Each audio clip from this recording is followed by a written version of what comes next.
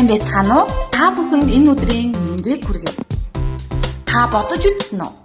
Бид яагаад сонсдог вэ? Чих бидэнд яг юугаараа хэрэгтэй вэ? Бид өдөр бүр хүмүүсийн яриаг ойлгож, хөгжим сонсож, орчны дуу чимээг мэдэрч амьдардаг. Харин энэ бүхнийг бидэнд мэдрүүлдэг хамгийн чухал эрхтэн бол чих буюу сонсголын танин мэдхгүй юм. Сонсголын эрхтэн нь 3 хэсгээс бүрддэг. Гадна чих, дунд чих, дотоод чих. Гадна чих нь дууг хүлээн авч дунд чих рүү дамжуулна. Дуу авийг утгатай нэгж болгон нэгтгэх үйл явц явагдана. Үүнийг перперц гэж нэрлэдэг. Жишээлбэл хэлний аваа үг болж танигдана. Дуу чимээ их усүртэй холбогдно гэсэн үг юм. Чих нь зөвхөн дуу сонсохоос гадна бидний тэнцвэрийг хадгалах, орчны аюулгүй байдлыг мэдрүүлэхэд чухал үүрэгтэй.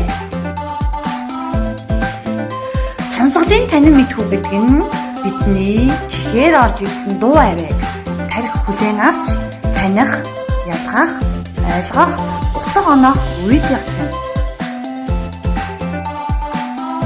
Та бүхэн дараах 2 дахь шилжийг сайтар ажиглаарай.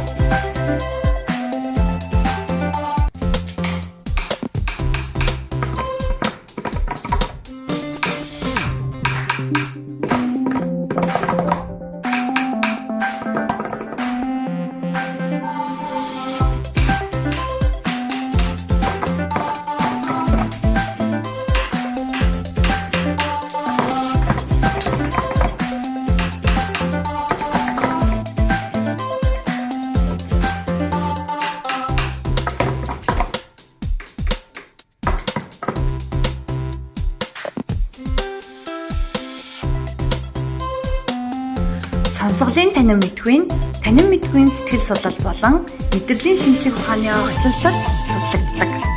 Энэ нь дуу авийг хүлээн авах, задлан шинжлэх, утгачлж ойлгох гэсэн шатлалтайгаар боловсруулагддаг.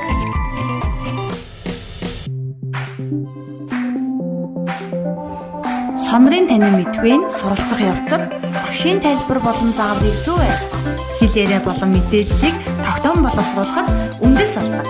Харин харилцаанд бусдыг хэлж буйг зөв тайлбарлаж, утга санааг алдаагүй дамжуулахад чухал үүрэгтэй.